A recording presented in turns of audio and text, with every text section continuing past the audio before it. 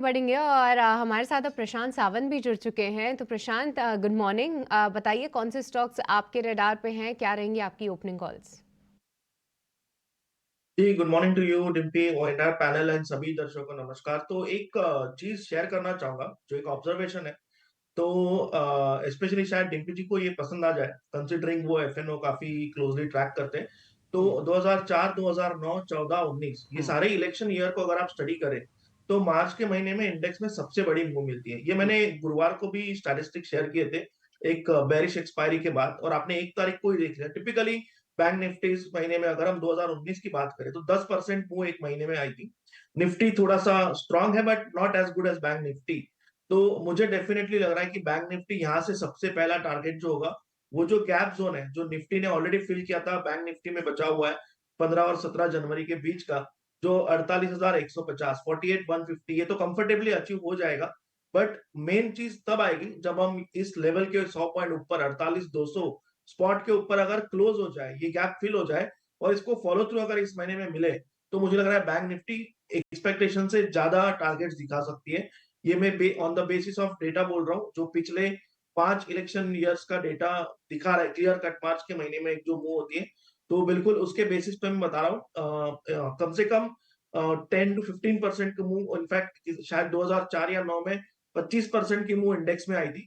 तो इस महीने में डेफिनेटली जो ट्रेंड दिखे उसको राइड कीजिए और उसके अगेंस्ट बिल्कुल काम मत कीजिए। कोई मिस्टेक भी करनी हो तो उसी डायरेक्शन में कीजिए। स्टॉप लॉसेस ट्रिगर होना बिल्कुल ठीक है, बट बिल्कुल भी मेरे हिसाब से कोई भी ट्रेड लेंगे तो निफ्टी में करीबन 100-150 पॉइंट, बैंक निफ्टी 300-350 पॉइंट, ये रेंज रख के आप स्टॉप लॉस रख के अगर एक हाथ दो बार फेल भी हो जाए तो भी आपको एक बड़ी मूव मिलना इस महीने में काफी हाई चांसेस है। तो मुझे लग रहा है अगर ये पिछले 20 सालों से हुआ है तो देर इज नो रीजन कि इस बार नहीं होगा।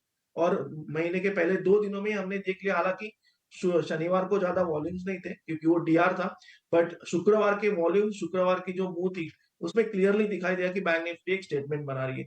जहां तक आज के ट्रेड्स की बात है तो दो स्टॉक्स रडार में होंगे।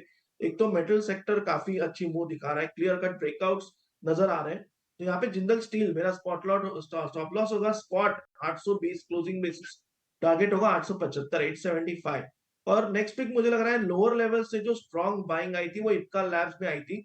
तो यहाँ पे 1165, 1165 स्टॉप लॉस, टारगेट 1275 से लेके 1300, 1300 तक हो।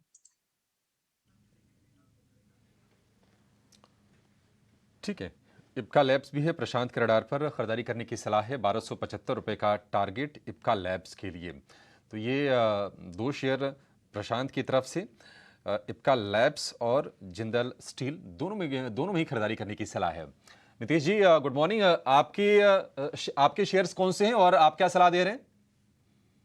Good morning Abhishek ji, good morning Dimpy जी और द पैनलिस्ट। देखिए, जो प्रशांत जी ने बोला वो सही है कि ट्रेंड के अगेंस्ट में जाना बिल्कुल ही एडवाइजेबल नहीं है। बारी बारी यही चीज सभी पैनलिस्ट भी बोल रहे हैं और डिम्पी जी ने भी बहुत खूबसूरती से आपके सभी सवालों के जवाब दिए हैं। जितने भी सवाल आपने पूछे कि शॉर्ट कहाँ पे करना चाहिए, तो एक ही चीज है कि जो डेटा दिखता है उसके ऊपर जाए और सब्जेक्टिव एनालिसिस न करें। और मेरे हिसाब से डेटा अभी यही बता रहा है कि एक मैराथन राइड अभी भी बैंक निफ्टी में बाकी है।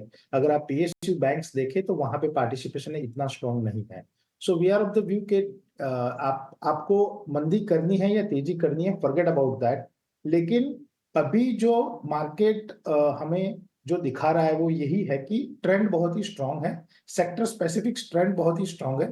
तो हमको ट्रेंड के साथ जाना चाहिए। So not in short, we are going with the trend with the clients. Sorry, तीन स्टॉक है जो सिस्टम और मेथड हमको अभी रुझान करा रही है कि you have to go very long in that. सबसे पहला तो बैंकिंग स्टॉक्स में से फेडरल बैंक है। हमें लग रहा है कि 140 टू 148 के बीच में जो एक्यूमुलेशन हुआ है वो अल्टीमेटली एक ट्रेंड रिवर्सल है और ये नए ट्रेंड की बिगिनिंग है। तो फेडरल बैंक में 153 के ऊपर खरीदारी की सलाह रहेगी। स्टॉप लॉस यहाँ पे रहेगा 140। टारगेट पहला रहेगा 180, दूसरा टारगेट रहेगा 190। हमें लग रहा है कि फेडरल बैंक बहुत ही स्ट्रांग अपमूव आने वाले दिनों में दिखाएगा। दूसरा जो स्टॉक है वो है आईआईएफएल।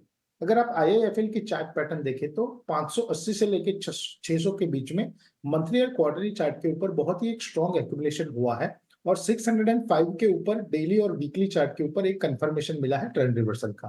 तो IIFL में 618 के ऊपर बाय रिकमेंडेशन रहेगी। यहाँ पे स्टॉप लॉस आपका रहेगा 558 का, टारगेट रहेगा 695 का। लास्ट स्टॉक है जुबिलियंट इंग्रेवा। जुबिलियंट इंग्रेवा में अगर आप देखें तो 450 के ऊपर एक एक्सटेंशन ऑफ द ट्रेंड मिला है और 482 टेक्निकली आवरली और डेली चार्ट के कॉम्बिनेशन में एक ब्रेकआउट कंफर्म हुआ है सिस्टम के ऊपर। तो 486 के ऊपर जुबिलियंट इंग्रेवा का स्टॉक जो है उसको बाय रिकमेंडेशन रहेगा। स्टॉप लॉस यहाँ पे रहेगा 437.50 का, टारगेट रहेगा 535.50 का।